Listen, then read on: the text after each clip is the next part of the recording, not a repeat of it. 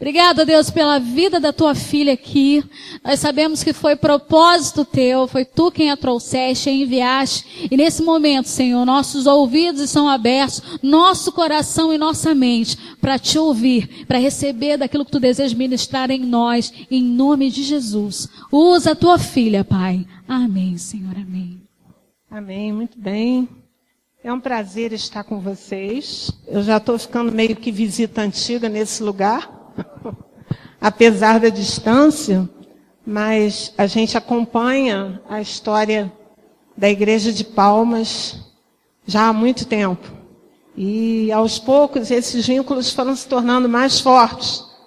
De tal maneira que hoje não sou eu apenas que conheço os irmãos, mas nós já estivemos aqui com alguns projetos missionários. Então toda vez que eu venho, acho que é a primeira vez que eu venho sozinha de fato, eu sempre venho com alguém.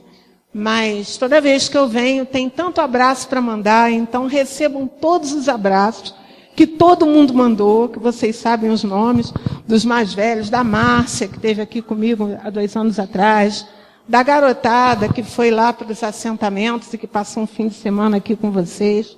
Todo esse pessoal manda um abraço grande para vocês e o bacana de tudo isso é saber que um dia a gente vai estar reunido para sempre. Eu não sei se lá a gente vai ser vizinho, tipo Rio junto de Palmas, né? Mas eu tenho certeza que a gente vai conviver de perto para sempre, porque essa é a promessa do Senhor. Enquanto isso, como é bom a gente saber que tem vínculos e que tem laços que independem do lugar em que a gente está. Onde está a família de Deus, aí a liberdade e aí a gente se sente bem. Então eu me sinto em casa toda vez que eu venho aqui.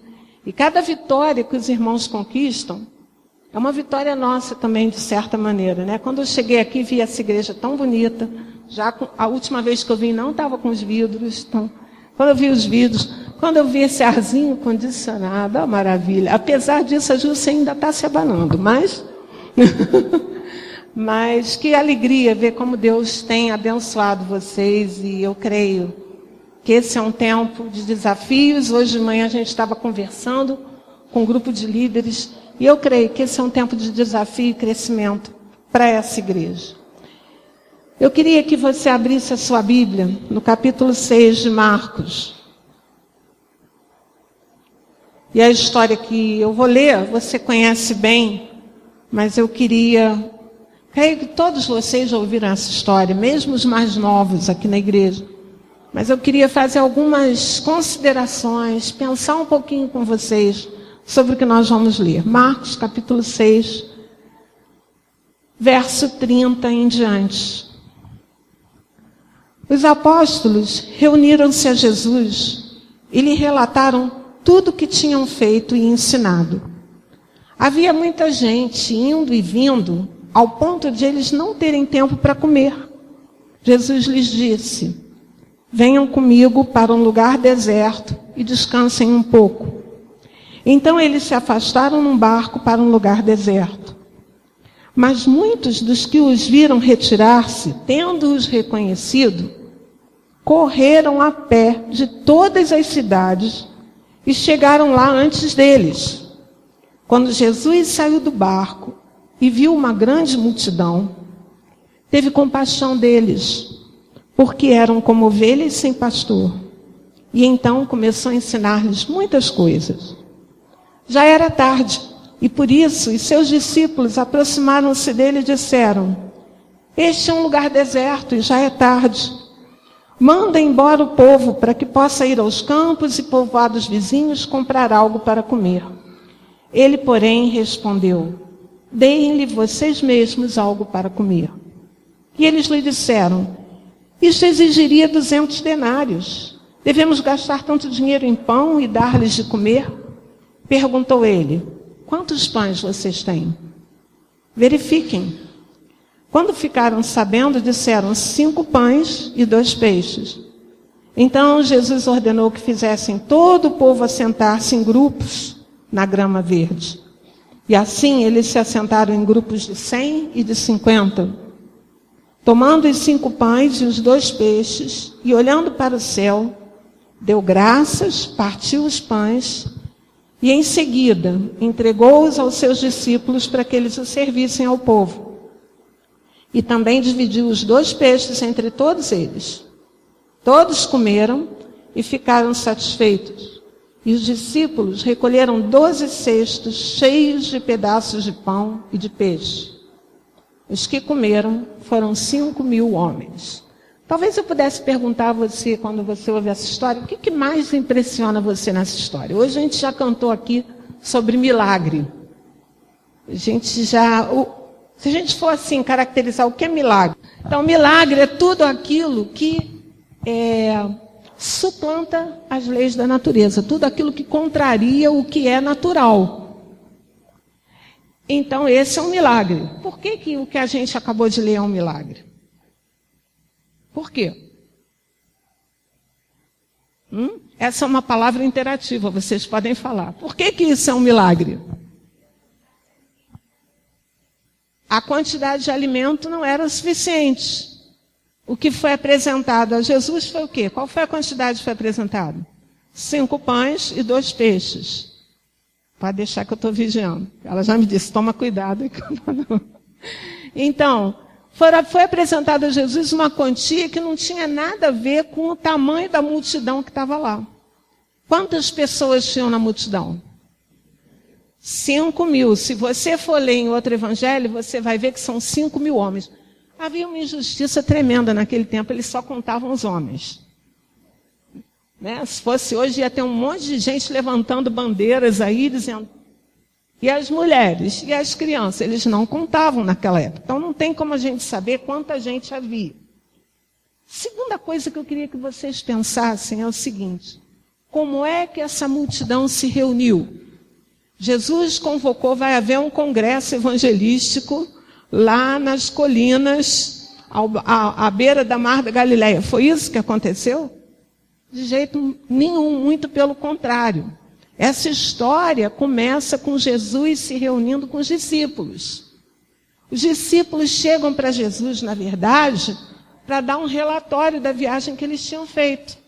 Se você olhar aí na sua Bíblia, no próprio capítulo 6 de Marcos, no início, nos versículos 6 em diante, a gente vê que ele chamou os 12 discípulos para junto de si, versículo 7. Enviou-os de 2 em 2 e deu-lhes autoridade sobre os espíritos imundos.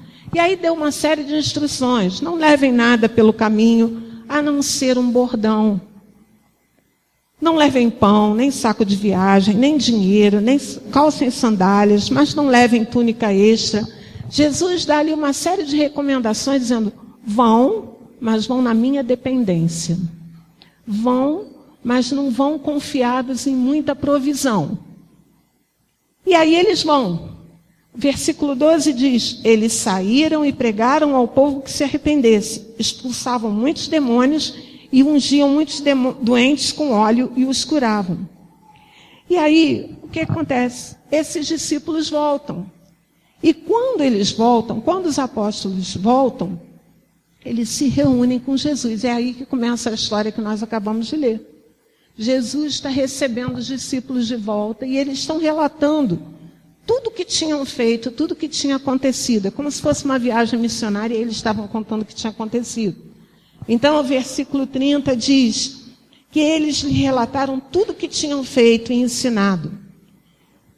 E, vamos dizer, não dava para ser exatamente uma reunião muito íntima ou um momento em que eles pudessem estar gozando de uma intimidade, em que Jesus pudesse estar ministrando a eles. Sabe por quê? Porque o texto diz que havia muita gente indo e vindo. Havia muita solicitação, muita gente em volta do mestre, a ponto deles não terem nem tempo para comer. E aí Jesus disse assim, vamos fazer uma coisa, vamos para um lugar deserto. E lá a gente vai descansar um pouco. Essa foi a proposta de Jesus. Jesus sai com esses discípulos, diz para eles, venham comigo para um lugar deserto e descansem um pouco. Então eles se afastaram num barco para um lugar deserto. E aí, o que o texto bíblico conta, leva a gente a imaginar a situação. O texto diz que saíram pessoas e mais pessoas correndo a pé pela margem. Eu não sei quem já visualizou no mapa o que é o Mar da Galileia. O Mar da Galileia, ele é um mar de água doce. Ele também é chamado de Lago de Genezaré ou Lago de Tiberíades. Então, não é como se você... Bom, pensar em mar aqui no Tocantins é mais difícil, mas lá no Rio, quando você olha o mar, você não vê o final. Mas o Mar da Galileia, você vê o final. Ele tem terra em volta dele todo. O fato é que a gente não sabe onde Jesus estava com os discípulos naquela hora, mas ele sai dali, bota os discípulos num barquinho e se manda para um lugar deserto. Ele diz, lá a gente vai conversar. E aí a gente vê que, embora a gente às vezes não perceba, há fome de Deus ao redor de nós. O mundo está clamando por alimento para a alma. E aí sabe o que acontece? Sai todo mundo correndo, a pé. Quando Jesus chega lá no tal lugar que ele planejou estar com os discípulos e tem um momento tranquilo, verso 34, quando Jesus saiu do barco, aliás, verso 33 diz, muitos dos que o viram retirar-se, tendo reconhecido a quem? A Jesus, e está no plural, e aos discípulos. Então, quando aquelas pessoas viram, é Jesus, e aqueles são os que andam com ele, que estiveram nas nossas cidades, que estiveram entre nós, eles saem correndo a pé e chegam lá antes deles. Quando eu leio esse texto, eu imagino uma cena. Há um tempo atrás eu tive algumas oportunidades de visitar a Terra Santa, né? Israel e tal. E uma dessas viagens que nós fizemos, nós fomos até a Turquia. E a gente estava com um grupo. O grupo estava hospedado num hotel. E quando a gente desceu do hotel para visitar a cidade, vocês pensam que camelô é só aqui, mas tem em tudo que é lugar do mundo. Aquele pessoal que vê turista, grana, né? E aí foram para a porta do ônibus para vender umas quinquilharias lá de $1. Besteira, que a pessoa compra e depois não sabe o que vai fazer com aquilo. Leva para levar de lembrança, mas é tão porcaria que não sabe o que vai fazer com aquilo. Então estava aquele monte de camelô na porta do ônibus quando nós descemos do hotel e fomos pegar o ônibus. Aí uns compram, outros dizem, não quero entrar no ônibus. Fomos para o lugar que nós íamos visitar. Quando chegamos lá, descemos do ônibus, mais um monte de camelô na porta, vendendo as mesmas coisas. E eu disse, meu Deus, mas tudo que é lugar que a gente vai aqui tem esse povo vendendo coisa. Fizemos a visita lá ao tal lugar que a gente ia visitar, que eu não me lembro mais o que foi, pegamos ônibus e fomos para o lugar seguinte. Quando nós chegamos, um monte de camelô na porta do ônibus vendendo as mesmas coisas. E aí eu olhei e disse, não, mas esse aí eu conheço. Gente, os camelôs eram os mesmos. Eles simplesmente sabiam onde o ônibus ia, corria, porque para quem eles não tinham vendido no primeiro ponto, eles iam alcançar no segundo ou no terceiro. E aí quando o pessoal se deu conta, disse, gente, são os mesmos camelôs. Teve gente que comprou 2 vezes as mesmas coisas.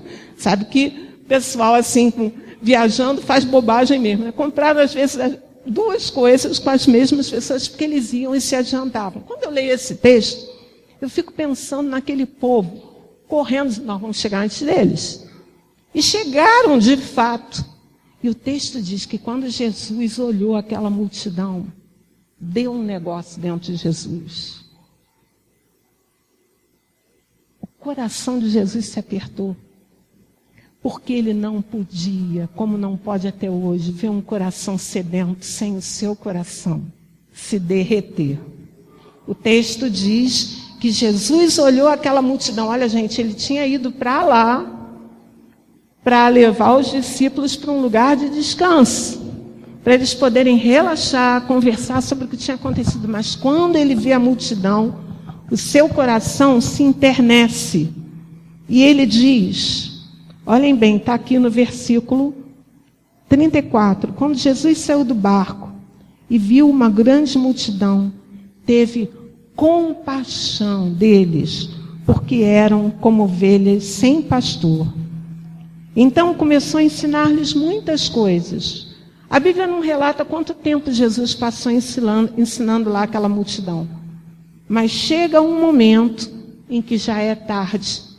E aí os discípulos se tocam e dizem, Jesus, Senhor, nós temos que despedir esse povo, porque já é tarde, a gente não tem o que dar para comer para eles aqui, e não tem onde comprar pelo caminho. Verso 36, manda embora o povo para que possa ir aos campos e povoados vizinhos para comprar algo para comer. Então, aí a gente fica pensando no que Jesus diz logo a seguir. Jesus dá a solução para o problema? Sim ou não? Sim, depois. Sim, depois. Mas primeiro, o que ele fala? Deem vocês mesmos alguma coisa para eles comerem. Transfere e fala, filho. 3, transfere a responsabilidade para os discípulos. Não vieram trazer a questão? Não acontece isso às vezes quando a gente vai levar alguma coisa ao pastor e tal. E aí, pastor? E aí? Resolve. Jesus falou a mesma coisa. E essa frase, ela bate aqui na cabecinha da gente até hoje. Dai-lhes vós mesmos de comer. E aí os discípulos dizem, mas como assim? Como assim nós vamos dar alguma coisa para comer? Sabe quanto, Senhor Jesus, a gente precisaria para alimentar uma multidão dessas? Já tinham pegado a calculadora, já tinham feito as contas e chegado à conclusão que precisariam de 200 denários. O que era 200 denários? Um denário, naquela época, era uma diária de um trabalhador. Isso daria, assim, numa conta, 4 a 5 mil reais. Senhor, o senhor sabe o que está dizendo? A gente precisa de um valor desse tamanho para alimentar essa multidão. Como é que a gente vai fazer isso? Veja essa mesma história contada no livro de João, porque tem um lance interessante que não tem aqui em Marcos. João capítulo 6. Na sua Bíblia, veja assim. No verso 5. Levantando os olhos e vendo uma grande multidão que se aproximava, Jesus disse a Filipe, onde compraremos pão para esse povo comer? Fez essa pergunta apenas para pô-lo à prova, porque já tinha em mente o que ia fazer. Jesus já sabia o que ia fazer naquele dia. Mas aí, Filipe respondeu, 200 denários não comprariam pão suficiente para que cada um recebesse um pedaço. Mas outro discípulo, André é engraçado, né? Porque André é aquele irmão de Pedro. O Pedro é o que aparece em todas as histórias do Novo Testamento. Mas André era aquele que sempre facilitava alguma coisa. André era aquele que levava uma solução. André, nesse momento, é aquele que chega e diz, olha, tem aqui um rapaz que tem 5 pães e 2 peixinhos. Ainda usou a palavra no diminutivo, né? Não era peixão, era peixinho. Tem um rapaz aqui que tem 5 pães e 2 peixinhos. Mas o que é isso para tanta gente? Então, veja só, Filipe, ele contabiliza a necessidade. Ele diz, olha, a necessidade é essa. Ele faz as contas. Os discípulos fazem as contas para chegarem à conclusão que o que eles têm não resolve a situação. Mas a pergunta de Jesus é, quantos pães vocês têm? Vão ver. Lá no texto de Marcos, eles vão verificar. E quando eles voltam com a resposta daquilo que eles têm, é que o milagre acontece. A gente tem essa mania de chegar para o Senhor com uma situação ou com um problema e dizer, Senhor, o Senhor já viu o que é necessário? Não tem condição de resolver isso. E a pergunta de Jesus continua sendo, o que você tem? A pergunta não é o que você não tem, mas o que você tem. Qual era a necessidade que havia naquele momento? Eles tinham uma multidão para alimentar. Eles se preocuparam com o que iam fazer com uma multidão que tinha chegado destrambelhadamente e que não tinha o que comer e que depois de passar o dia inteiro ouvindo Jesus, ia para casa com fome. trazem o problema de Jesus para Jesus e Jesus diz assim, o que é que... Deem vocês mesmos para comer para eles. Quer dizer, mas como assim, Senhor? Como é que nós vamos dar para eles o que comer? Mal sabiam eles que esse milagre ia concretizar essa fala de Jesus. Porque no final do milagre, quem é que deu de comer no fim das contas? Foram os discípulos. Continuam sendo os discípulos. A grande pergunta que Jesus fez foi, o que é que vocês têm? E aí a gente podia olhar essa história aqui de duas perspectivas. A perspectiva daquele que alimenta e a perspectiva daquele que tem o que oferece. O menino que tinha um lanchinho, abriu mão do seu lanchinho. Sem nenhuma garantia de que ia ter alguma coisa para comer. É ou não é? Mas ele disponibilizou tudo aquilo que ele tinha. E aquele menino foi o veiculador de um milagre. E a pergunta que eu faria hoje para você é a seguinte. O que você tem nas mãos? Um lanche? Uma merenda? Talvez? A sua disponibilidade? Seu desejo de ajudar? O que é um lanche de 5 pães e 2 peixinhos para uma multidão inteira? Jesus continua dizendo para mim e para você, é você que vai alimentar, é você que vai dar de comer. Esse é o desafio. Mas para que isso aconteça, tem que haver uma ação inicial. É interessante que essa pergunta, o que você tem nas mãos, ela é antiga na Bíblia.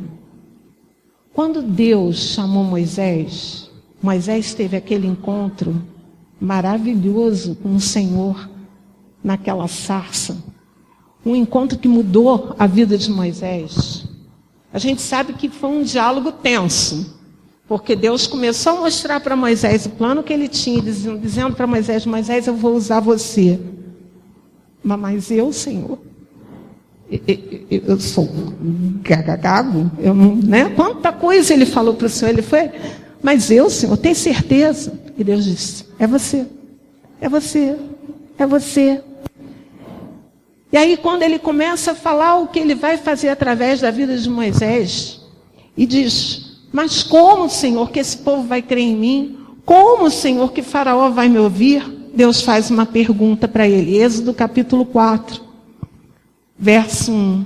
Moisés respondeu, e se eles não acreditarem, o povo no caso, se eles não acreditarem em mim, nem quiserem me ouvir, e disserem, o Senhor não apareceu a você. Então o Senhor lhe perguntou, o que é isso que você tem na sua mão? Você vê que a pergunta é antiga. O que é que você tem?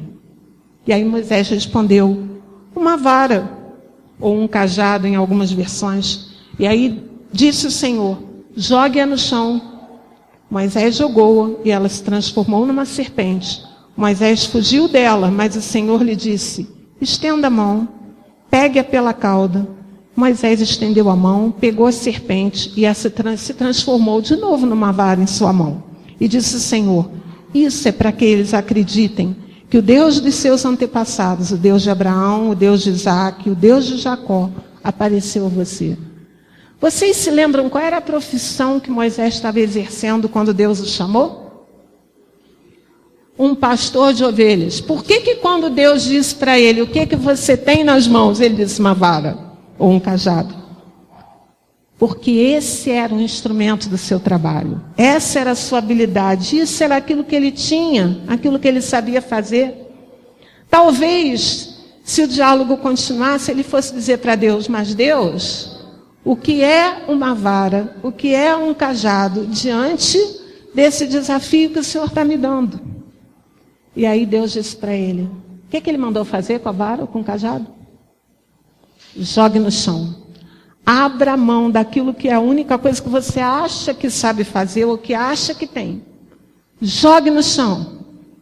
Talvez Moisés pudesse dizer, Senhor, jogar no chão, mas é a única coisa que eu tenho, é aquilo que eu uso no meu trabalho. Moisés obedeceu e jogou a vara no chão. E quando ele jogou aquela vara no chão, um milagre aconteceu. Aquela vara ganhou vida, se tornou numa serpente. E quando a serpente começou a andar e Moisés fugindo dela, Deus disse, estende a mão, pega a cauda da vara, pega a cauda da serpente, e ele pegou, e ela se tornou numa vara de novo. Esta foi a vara, ou o cajado, como vocês quiserem, que Moisés levantou, quando na fuga do povo de Israel, da terra do Egito, eles se viram na frente do mar vermelho, e Deus disse então, lá agora já no capítulo 14, aliás, no versículo 21. Então Moisés estendeu a mão sobre o mar e o Senhor afastou o mar. Eu queria ver qual é o versículo. Está aqui, verso 15. Disse o Senhor a Moisés, por que você está clamando a mim? Diga ao povo de Israel que siga adiante. Erga a sua vara e estenda a mão sobre o mar, e as águas se dividirão para que os israelitas atravessem o mar em terra seca. A única coisa que Moisés tinha era uma vara, e Deus, ele teve a disposição de se desfazer daquela única coisa que ele tinha, e Deus transformou aquilo num instrumento para a sua glória. E através daquele instrumento, daquela ferramenta tão simples, tão tosca, Deus fez milagres através de Moisés. O que você tem na sua mão? Talvez você possa se lembrar de um outro episódio que a pergunta também foi feita. Havia uma mulher que tinha ficado viúva e que quando ficou viúva, ela descobriu que tinha uma bela fortuna do marido, uma bela herança do marido. A herança que ela recebeu do marido foram muitas contas, muitas dívidas. Além dela não ter nada, a única coisa que ela tinha era dívida. E aí chega o homem de Deus na casa dela, Eliseu. 2 Reis, capítulo 4. Se você quiser dar uma olhada na sua Bíblia, a gente não vai ler a história não. Mas o homem de Deus chega à sua casa. E ela está naquela situação, ela tem um único filho. Naquela época não havia, por mais que a gente hoje em dia reclame do INSS, mas não tinha esse negócio de se tornar beneficiária, pensionista. Se tivesse algum patrimônio, tinha. Se não, e aí ela estava no senão. Além do senão, ela ainda tinha dívidas para pagar do marido. E aí ela diz para Eliseu o seguinte, teu servo, meu marido, morreu, e tu sabes que ele temia ao Senhor. Mas agora veio um credor que está querendo levar meus 2 filhos como escravos. Eliseu perguntou, como é que eu posso ajudar você? O que é que você tem? De novo, a pergunta não foi o que é que você não tem, porque ela não tinha dinheiro, ela não tinha nada. Mas ele perguntou o que é que você tem. E ela respondeu, tua serva não tem nada além de uma vasilha de azeite. Talvez o que você tenha é só uma vasilha de azeite e um monte de dívidas. E o que o homem de Deus disse para aquela mulher, disse, então olha só, vai e peça muitas vasilhas para todos os seus vizinhos. Peça muitas.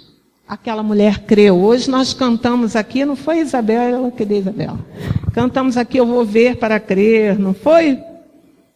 Eu vou agir pela fé. Aquela mulher, ela creu, ela sabia que alguma coisa ia acontecer e ela correu e conseguiu o máximo de vasilhas possível. Ele disse, depois entre em casa com seus filhos e feche a porta. Derrame aquele azeite em cada vasilha e vá separando as que você for enchendo. Depois disso ela foi embora, fechou-se em casa com seus filhos e começou a encher as vasilhas que lhe traziam. Quando todas as vasilhas estavam cheias, ela disse a um dos seus filhos, traga-me mais uma. E ele respondeu, já acabaram. Então o azeite parou de correr. E ela foi e contou tudo ao homem de Deus, que lhe disse, agora vá, venda o azeite, pague suas dívidas, e você e seus filhos ainda poderão viver do que sobrar. Você tinha alguma dúvida de que Deus ia fazer o milagre completo? Eu não. A pergunta do Senhor para mim e para você é: será que o seu coração se compadece das multidões famintas como o meu? Será que você percebe que as pessoas precisam de pão? Você está disposto a ser um canal para alimentar essas multidões? Se a gente lê a história aqui de Marcos, a gente vai ver que logo que os discípulos viram o que eles tinham nas mãos, que era aquele lanchinho fajuto de 5 pães e 2 peixinhos, Jesus botou uma ordem na casa para que o milagre acontecesse. Ele não saiu pegando logo o pão. Vocês já repararam o que ele fez? Eu vou ler para vocês. Então, Jesus ordenou, verso 39, que fizessem todo o povo se assentar em grupos na grama verde. Acabamos de ver aqui que os líderes de grupos aqui na frente. Eu fico fascinada como o Senhor cuida da sua igreja. E eu percebo que Deus tem levado a igreja de Palmas a se reunir em grupos, na grama, em grupos de 50, de 100, né, como estavam aí na questão da multiplicação. E os discípulos estão aqui, cada um de vocês, que está liderando um pequeno grupo desse, tem recebido do Senhor um cesto. E aí você vai dizer: mas eu não tenho alimento de mim mesmo para dar. Eu quero dizer para você que até hoje, quem alimenta continua sendo o Senhor. Ele é a fonte do milagre. É Ele que multiplica o pão. É Ele que pega o pão que tem a pouquíssima coisa que você tem para ofertar, reparte, distribui, multiplica e sobeja, porque Deus nunca dá nada na beirinha, sobra. É Ele que continua fazendo milagre, mas Ele continua dizendo para mim e para você: é você que vai dar de comer a essas multidões. É você que vai levar o cesto e alimentar a multidão. E no processo, você vai se alegrar, porque você está sendo participante da manifestação da minha glória.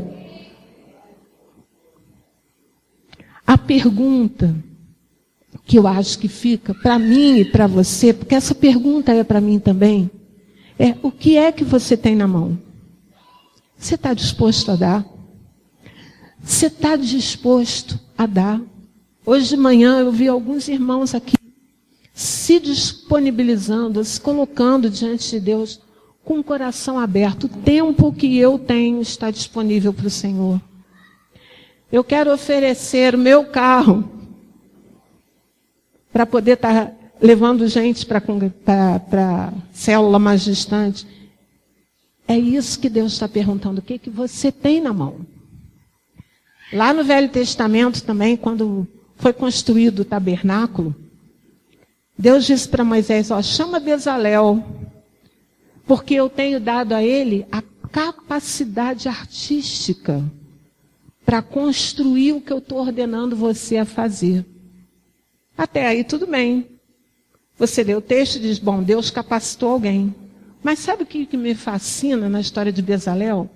É que Bezalel e seu amigo se dispuseram e ensinaram outros a fazer o que Deus tinha capacitado eles a fazer.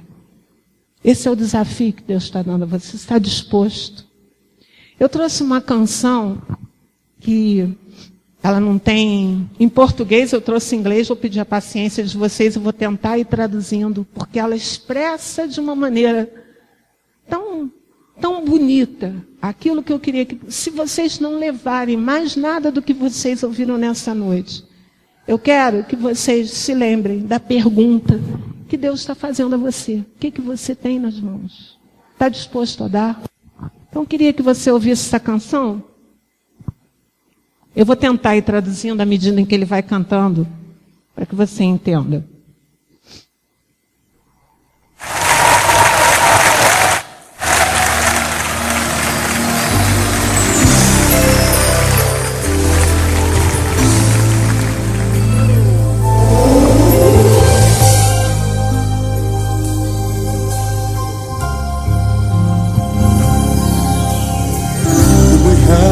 Quando você tem um trabalho a fazer e a tarefa na sua frente parece maior do que você, é aí que ele entra. E quando você sabe no seu coração que o mandamento de Deus para você vai além do que o homem pode fazer, é aí que ele entra. Ele vê você no ponto da sua necessidade. Ele vê você onde o seu limite não vai além. Então, no momento em que você clama por Ele, quando você dá a Ele o seu tudo, é aí que Ele entra. E aí, Ele vai dizer: o que é que você tem na sua mão? Eu posso usar. Se você desejar abrir mão disso, pegue o pouquinho que você tem e torne ele grande. Eu sou o El Shaddai e eu vou mais do que suprir a sua necessidade.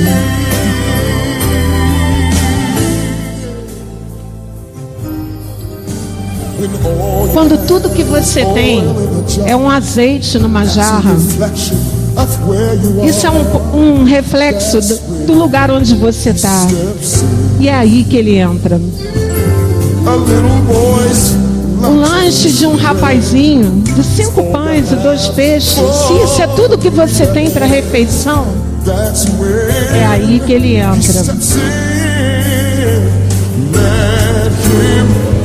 Ele vai pegar o que você deu, Ele vai abençoar, Ele vai repartir, Ele vai dar e Ele vai multiplicar. No momento em que você clamar, quando você der a Ele o seu tudo, é aí que Ele entra.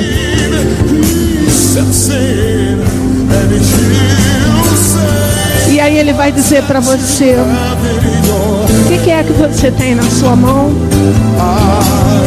Eu posso usar, se você estiver disposto a abrir mão disso. Pega o pouquinho que você tem e torne ele grande. Eu sou o El Shaddai e eu vou mais do que suprir as tuas necessidades. Amém, queridos? Você crê nisso? Eu creio no El Shaddai. Eu tenho tanto registro na minha vida dos milagres de Deus, de quando eu cheguei para Ele com um lanchinho tão pequeno que eu tinha e Ele transformou e multiplicou. Eu queria que você se dispusesse diante de Deus a experimentar milagres na sua vida. Não milagres egoístas, milagres para mim, coisas acontecendo para minha vida, mas milagres de você se ver sendo usado por Deus para alimentar multidões.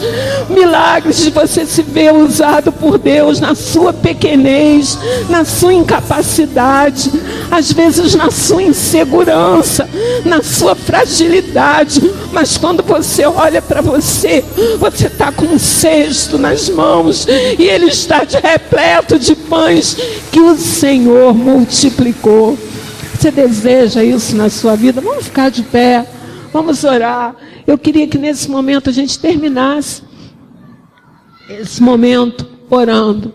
E eu queria pedir assim, com muita liberdade no Espírito, se essa palavra foi para você,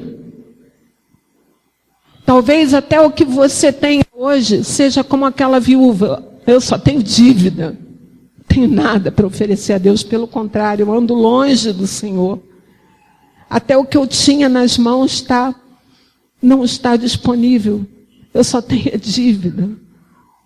A pergunta continua sendo: o que você tem? Vem e traz. Então, se você sente que essa palavra foi para você e você está disposto a dizer: Senhor, está aqui. Minha vida está aqui. Por favor, me usa. Eu quero que você venha até aqui à frente. Eu vou descer, vou orar com você. E a gente vai disponibilizar as nossas vidas ao Senhor, para que a gente veja o milagre acontecendo, as multidões sendo alimentadas, porque Ele está usando gente pequena, gente frágil, gente incapaz, que não tem nada nas mãos, para a sua honra e para a sua glória. Amém? Vamos orar. Eu vou descer e vou orar. Se Deus está assim, falando ao teu coração, e é com você essa palavra, eu quero que você se junte a nós nesse momento. Nós vamos orar. Senhor Deus, eu me coloco aqui junto com os teus irmãos, porque eu também quero oferecer ao Senhor aquilo que eu tenho nas mãos. Um pequeno lanche, talvez, Senhor, uma botija com azeite, uma vara, um cajado, eu não sei, Tu conheces cada um de nós. Mas nós queremos, ó Pai, disponibilizar a nossa vida nas Tuas mãos. Por favor, Senhor, dá-nos a alegria de ver o milagre da alimentação e da multiplicação acontecendo. E usa-nos para a manifestação da Tua glória. Ainda que como os discípulos estejamos cansados de uma viagem, tudo que quiséssemos é descansar, mas quando vemos as multidões famintas, o nosso coração se derrete como o Teu. E o nosso clamor é: Senhor, usa-me. Usa-me, Senhor, usa-me, ó Deus. Eu também quero levar um cesto Teu e alimentar multidões. Que o Senhor nos abençoe nessa noite. Recebe a nossa vida. E agora eu te peço, Senhor, capacita cada filho Teu aqui. Enche cada filho Teu aqui, cada filha Tua aqui, da Tua unção, da Tua graça, da alegria de Te servir, Senhor, para que vá cantando e jubilando enquanto caminha na Tua presença. Usa-nos para a Tua honra e para a Tua glória. Senhor, alimenta multidões neste lugar. Alimenta multidões neste lugar, ó Deus. Ajuda-nos a enxergar aqueles que estão famintos, que têm fome, Senhor. E usa-nos, ó Deus, nós oramos no nome de Jesus. Amém. Deus te abençoe, irmão. Abraça seu irmão, aquele que está ao seu lado, que é aquele que Deus tem colocado ao seu lado com um cesto e quer usar para a bênção. Que Deus abençoe. A igreja pode sentar. Vou passar a palavra para Gilson. Nós vamos cear. Um momento muito especial para a igreja, de estarmos celebrando a ceia do Senhor. Tempo de alegria, tempo de recordarmos aquilo que Jesus fez por nós. Mas também um tempo da gente lembrar de quem a gente é em Jesus. Às vezes a gente esquece. A gente lembra do sacrifício, isso é bom, da morte, da ressurreição. E às vezes a gente esquece do que nós somos em Jesus Cristo. Eu lembro de quando, capítulo 4, capítulo 3, capítulo 4 de Mateus, quando Jesus está sendo tentado pelo diabo, o diabo fala para Jesus assim: se tu és o Filho de Deus, transforma essa pedra em pão. Jesus não precisou fazer aquilo, porque Jesus sabia quem era. Jesus sabia quem era. E eu ouvia, interessante, no capítulo 3 de Mateus, o Pai fala assim para Jesus: esse é meu filho amado, em quem tenho prazer.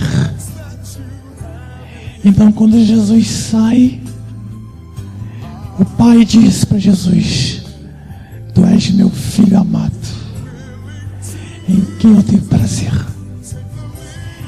E Jesus sabia quem era. Muitas vezes o diabo tenta acusar-nos, dizer que nós não podemos, dizer que não vai acontecer nada, dizer que nós não merecemos, que Deus não vai fazer, que Deus está com raiva da gente, que a gente... É importante você lembrar de quem você é em Jesus, que você é um filho amado, que Jesus deu a vida por você. Hoje você está aqui, salvo, remido pelo sangue de Jesus.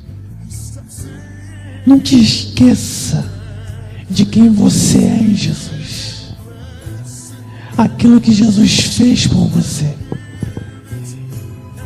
E nós vamos cear lembrando do sacrifício, da morte, da ressurreição, mas também lembrando do que Jesus fez por nós e o que nós nos tornamos em Cristo Jesus. Nós somos lavados e remidos pelo sangue de Jesus, e nada pode mudar isso.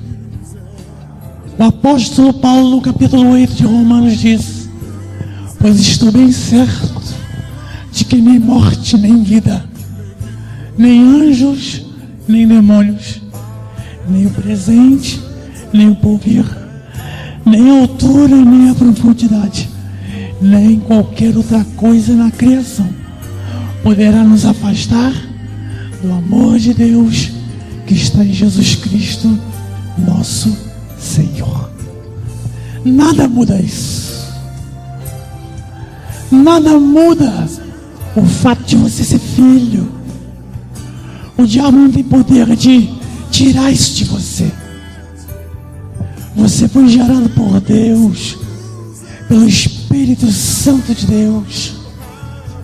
Então, a cada manhã, cada momento que o diabo tentar te acusar, que o diabo tentar trazer uma acusação para você, dizendo: você não é digno, você não pode, você não tem condições, nós podemos, por causa do sangue de Jesus Cristo. Às vezes, irmão, está aqui, ou cantando, ou ministrando, a gente só está aqui, não é porque a gente é digno por nós mesmos, mas por causa de Jesus. O sangue de Jesus nos torna dignos de cantarmos, de entrarmos nos santos dos santos, em nome de Jesus. E nós vamos cear por causa do sacrifício que nos tornou irmãos. E nada pode mudar isso. Nada pode mudar o fato de que através de Jesus, o sacrifício nos fez com que nós nos tornássemos de uma só família, a família do Pai. E nada vai mudar isso, em nome de Jesus.